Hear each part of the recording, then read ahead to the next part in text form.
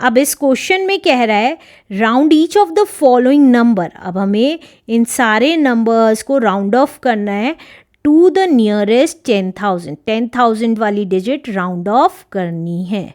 तो first part लिख लेते हैं अपना। फर्स्ट पार्ट है हमारा 17514। तो देखिए ये वंस, टेंस, 100, 1000 एंड 10,000। तो यहाँ पे हमें 10,000 वाली डिजिट राउंड ऑफ करनी है। तो उससे पहले वाली डिजिट 1000 है जो कि 5 से बड़ी है, तो इस 1 में 1 ऐड हो जाएगा। तो ये आ गया 2 और बाकी की 4 ज़ीरोज़। जितनी डिजिट्स होती हैं उतनी ज़ीरोज़ लग जाती हैं जो वैल्यू राउंड ऑफ की है उसके बाद। अब बी पार्ट देखते हैं। बी पार्ट है हमारा 26340। अब इसमें वंस टेंस लिख लेते हैं। 100, 1000, 10,000।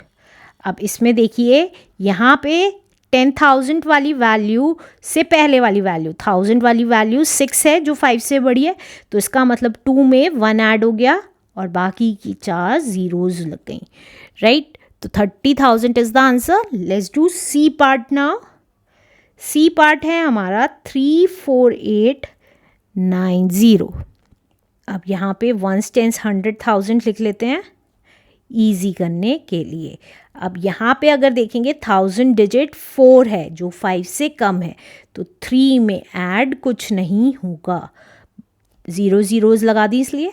अब लास्ट पार्ट देखिए 272,685। अब अगर यहाँ पे देखेंगे वंस, टेंस, 100, 1000, 10,000, लाख, तो 10,000 वाली डिजिट राउंड ऑफ करनी है, दैट मीन्स 7 राउंड ऑफ करना है। तो उससे पहले वाली डिजिट 2 है जो कि 5 से छोटी है, तो 2 7 एज इट इज़ और बाकी की 4 ज़ीरोज़। तो 2,70,000 is the answer. Let's do next question now.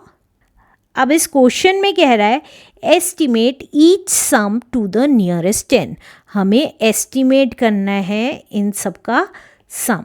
तो कैसे करेंगे? फिफ्थ क्वेश्चन लिख लेते हैं अपना। फिफ्थ क्वेश्चन है हमारा 57 प्लस 34।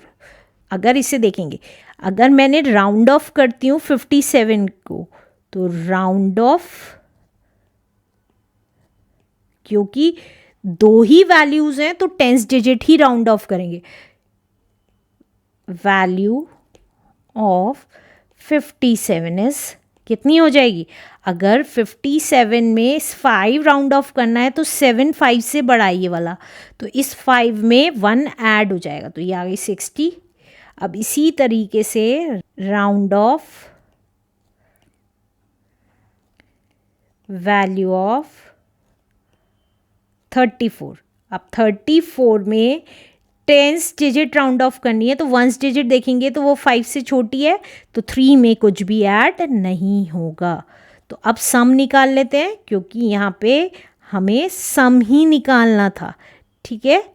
अब सम निकाल लेते हैं। सम क्या हुआ? अब हम इसकी ये वाली वैल्यूज़ नहीं ऐड करेंगे, इसकी राउंड ऑफ वैल्यू ऐड करेंगे। तो 60 plus 30 is equals to 90 is the answer. आप अगर ऐड करके देखते हैं कि क्या वो मेथड कर सकते हैं हम। और देखिए 57 प्लस 34 कितना आ गया? ये हमारा ये आ गया 11। 7 प्लस 4 इज़ 11 और 9 91।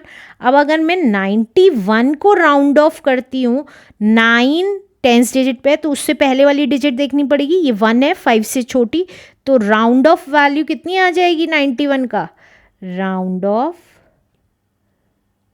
वैल्यू ऑफ 91 इज 90 ही आ जाएगी, 9 में कुछ भी ऐड नहीं होगा। तो आंसर इस मेथड से करें या इस मेथड से करें सेम ही है, लेकिन मैं आपको कहूँगी कि ये मेथड ऑप्ट करें। Let's do next question now. अब 6th क्वेश्चन है हमारा 43 प्लस 78। तो राउंड ऑफ वैल्यू देख लेते हैं। राउंड ऑफ वैल्यू ऑफ 43 43 की राउंड ऑफ वैल्यू क्या हो जाएगी? देखिए 3 5 से छोटा है तो 4 में कुछ भी ऐड नहीं हुआ. अब इसी तरीके से राउंड ऑफ वैल्यू ऑफ 78. अब 78 के लिए 8 5 से बड़ा है तो 7 में 1 ऐड हो गया तो ये हो गई 80. तो सम कितना आ जाएगा? That is 40 plus 80, that is 120 is the answer. Let's do next question now. 7th question में कह रहा है 14 प्लस 69. तो राउंड ऑफ वैल्यू निकाल लेते हैं. Round of value of 14. Round of value क्या होगी 14 की? देखिए वंस डिजिट अगर देखें तो 5 से छोटी है तो इस 1 में टेंस डिजिट पे जो 1 है वो उसमें 1 ऐड नहीं होगा तो 10 आ गई. Round of value of